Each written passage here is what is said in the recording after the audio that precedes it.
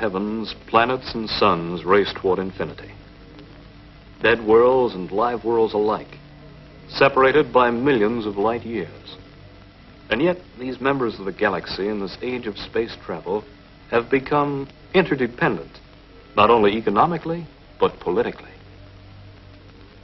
This is the far-off galaxy of Magna Mater, the galaxy of dead planets, icy graveyard rolling through space, and each with a communication station.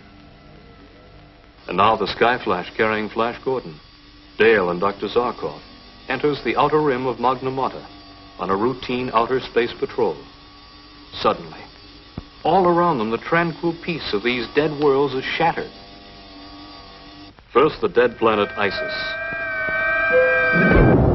Next, it was Osiris. Next came Mithra. And finally, Bacchus. And in the Sky Flash. I don't understand it. First Isis, then Osiris, Mithra and Bacchus shattering in space. It's weird, Doctor. Crazy. 4 planets blowing up in rapid succession. Why? Why should that happen? It seems to be some mysterious atomic force, Flash. Possibly a chain reaction operating from some central source. Well, it's about the last of the chain, Doctor. There's only one dead planet left, and that's Minerva. And there it is. Dead ahead. Dale, will you check the Geiger counter? We're coming into a very heavy radioactive dust fall, Doctor. Check its type. Yes, sir. Horizontal, 105. Vertical, 10. Why, it's radioactive dust from duranium. Duranium? Impossible. Why, Doctor? Is it indigenous to a particular area or planet of the galaxy out of this range? Yes, it's found only on Colossia. But it's not only that. Duranium was only discovered a few years ago, Flash. Dr. Zarkov made an extensive study of its properties for GBI research and analysis. I found it to be probably the most powerful fissionable material in the universe. And the slowest. What do you mean, the slowest? Well, unlike other nuclear materials, its fission is a slow, creeping process. We estimated that a bomb made of duranium would take over 1,200 years to explode. Then it couldn't be duranium, Dale. If it was a bomb that exploded those planets, it had to be put there in, let's see, 1953. I'll check again. No, it still comes out duranium. Something wrong on Minerva, too. I'd better contact the communication station. Sky Flash Earth Patrol calling Minerva. Sky Flash calling Minerva. Come in, Minerva. Come in. Minerva, come in. I can't get through. The communication station's out. What now? Let's move in, see if we can get a better look.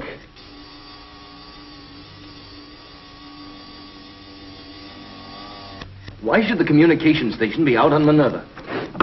Flash, we can't move through this atomic fog much longer without getting contaminated. I know, but we need information.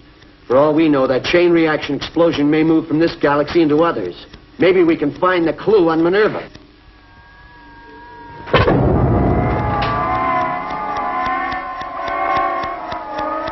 Minerva just exploded. That's the last of the galaxy. Let's get out of here. Report back to Earth.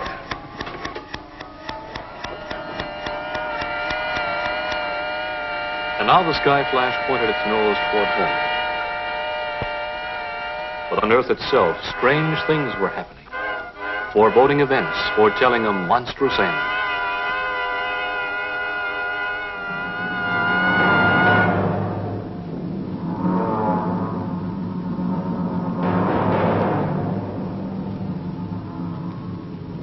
First, a series of freakish weather disturbances. And after that,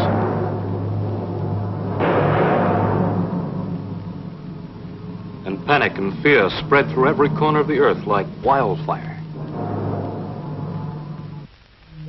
And at the Galaxy Bureau of Investigation, Commissioner Herrick interrogates a strange captive picked up by Earth agents. A Callison whose planet had sworn eternal war against the Earth. Are you frightened, Commissioner Herrick? Those small explosions today that have destroyed cities, flattened mountains, inundated half a continent of your Earth. These are just teasers. These were just natural phenomena, not man-made. Fool. But why argue with you? In 1 hour, your precious Earth explodes. At 12 o'clock noon, there will no longer be an Earth to poison the galaxy. You're lying. You're trying to frighten us. Am I? Then look at the fate of Isis, Osiris, Mithra, Bacchus. They're all gone, blown into eternity. All right. I believe you. What do you want to stop it? Name your price. Price? What can you offer when in 1 hour there will be nothing? Avoid.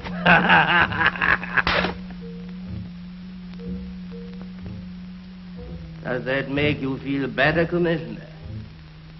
Come ahead, do it again. But hitting me will not find the duranium bomb smoldering into its final stage of fission. Who planted this duranium bomb? I did. You? When? Exactly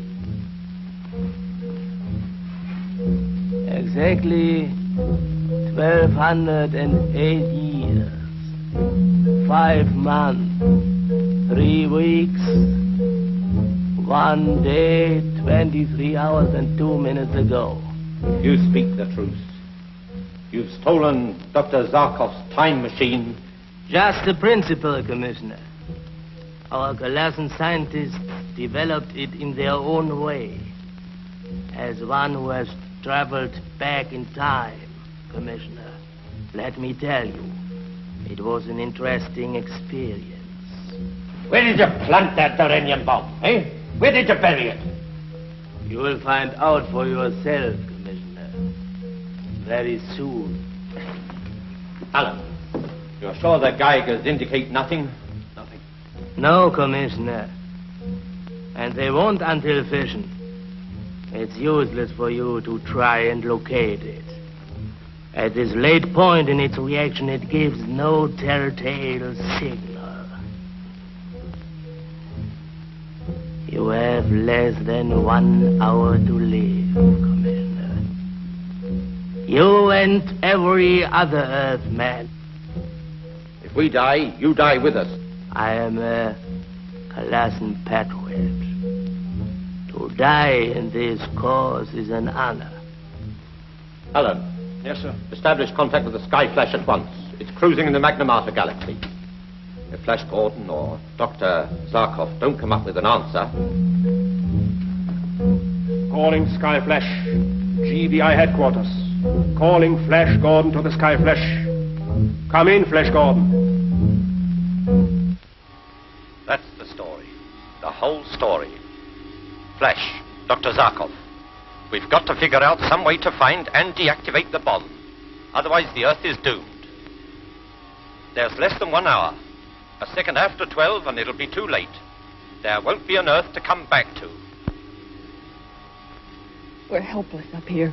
Completely helpless. Oh, Dr. Zarkov, there must be a way out. There must be.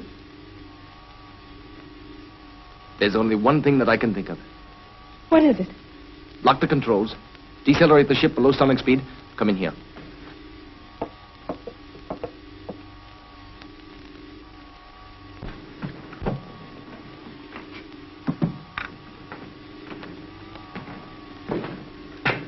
The time machine. It's our only chance. We've got to project ourselves back into the past just as the Colossan did. We must go back through time to the middle of the 20th century, the year 1953. If we can find out where the Colossan planted that duranium bomb, then we have a chance. How much of a chance, Doctor? 1,000 to 1.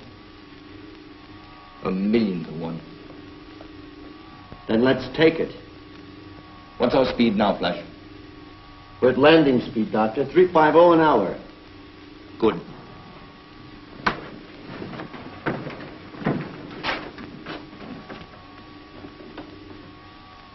Now I'm going to ask you both to hold on. For the next few moments, you will be traveling back through time. The effect will be strange, possibly stupefying. You will hear nothing, see nothing, know nothing, until you are back in the 6th decade of the 20th century. Are you both ready? Ready, Doctor.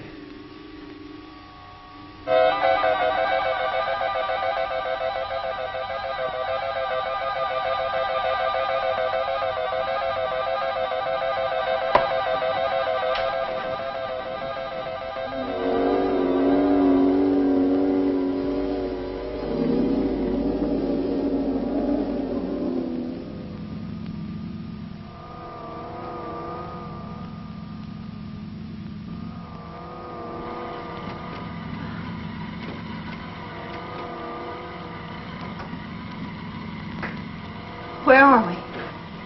What happened? We are now in the 6th decade of the 20th century.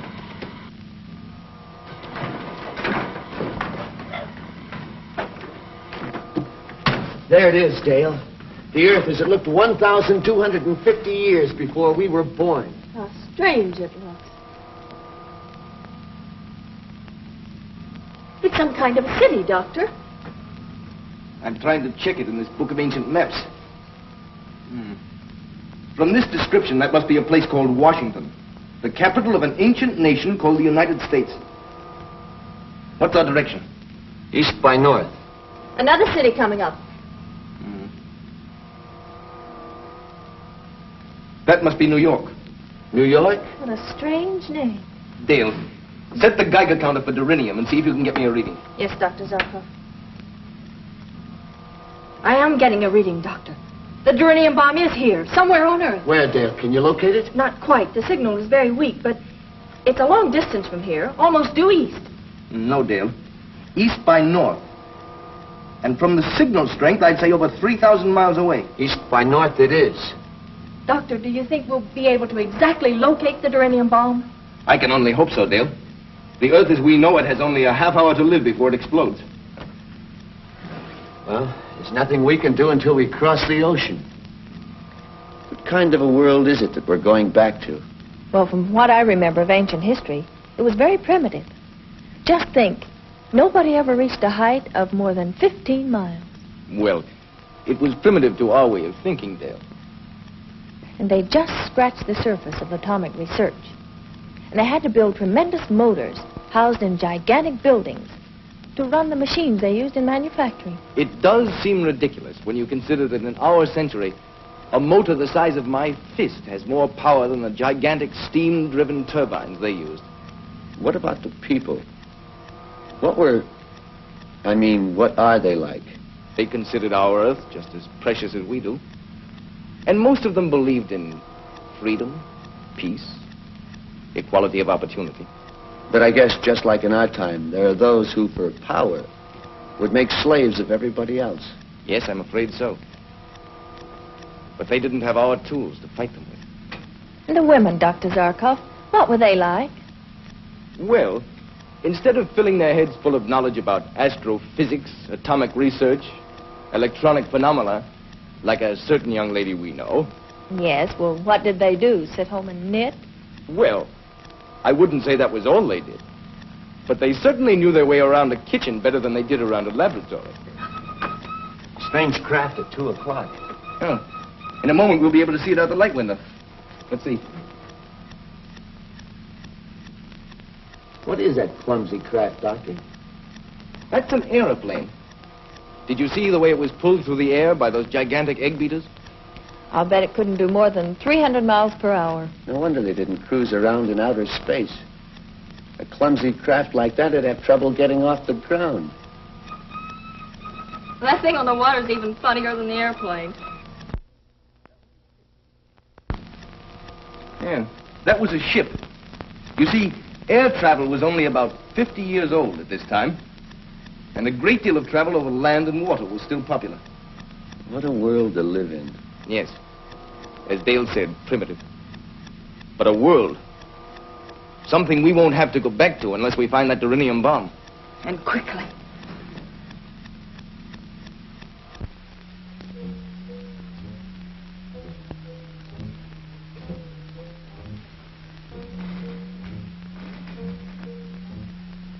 Where are they?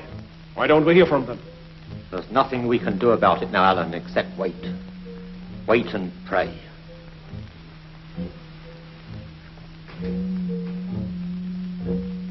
Land coming up, Doctor. 11:35. It took us exactly 5 minutes to cross the ocean. City coming up at 2 o'clock, Doctor.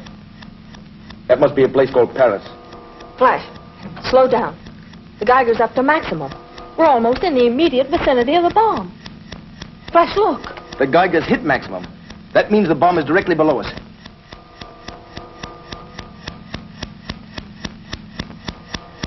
It must be someplace in that city. What's the name? Berlin. Finding the bomb there is going to be like searching for a neutron in a molecule. We can find it with this. The question is, can we find it in time?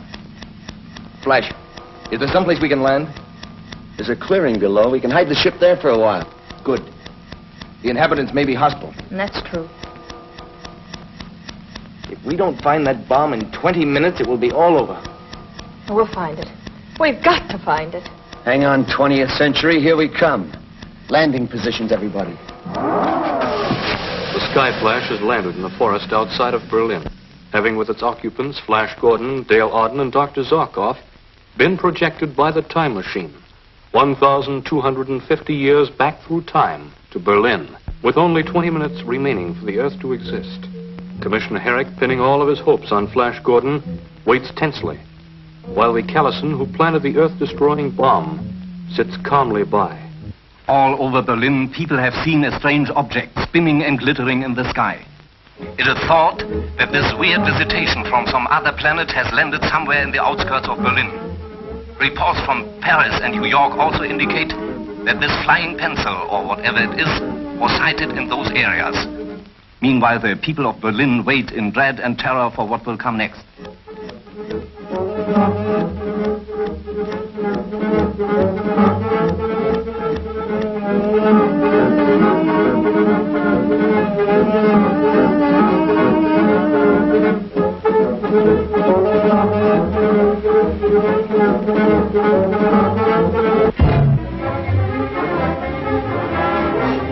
Achtung, Achtung, all cruise cars, be on the lookout for strange invaders believed to have landed from outer space somewhere in the vicinity of Berlin.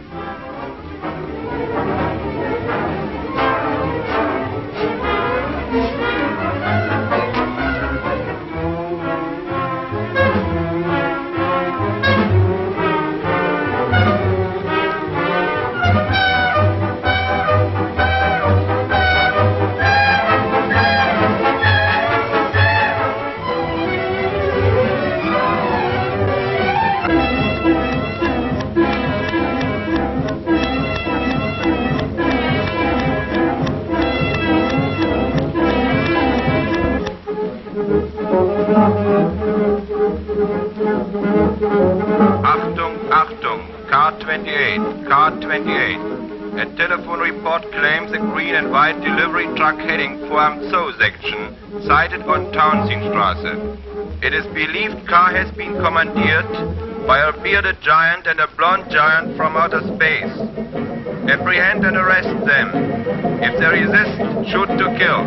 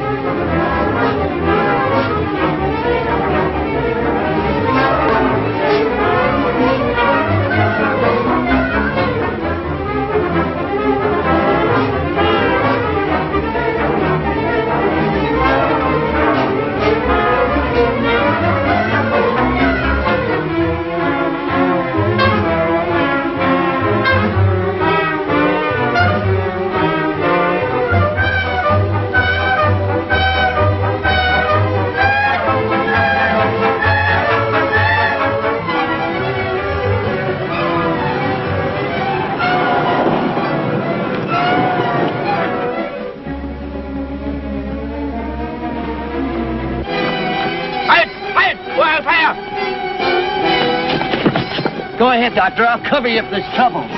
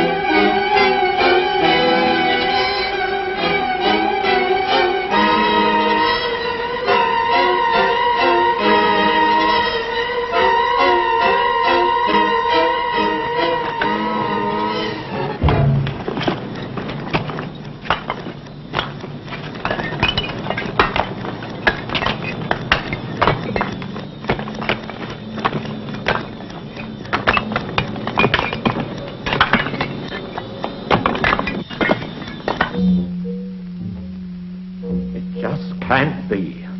8 seconds now. Count them. 57, 56, 55, 54, 53, 52, 51.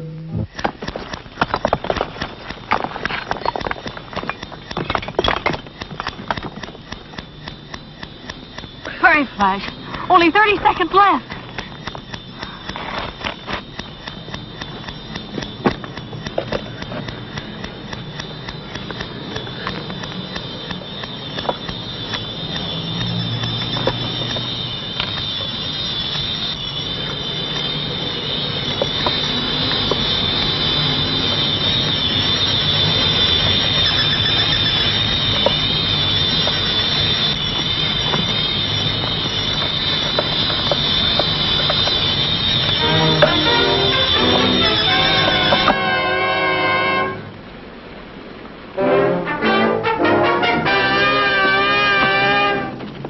Were we in time, Doctor? Plenty, Dale. We had 2 seconds to spare.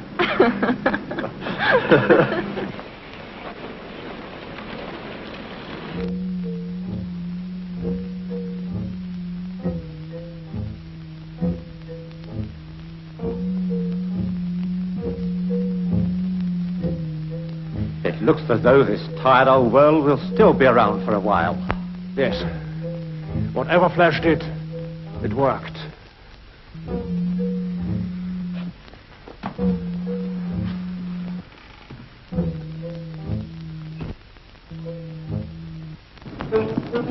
Now, how do we get to the Sky Flash? I watched the route coming out. I think I can get us back there.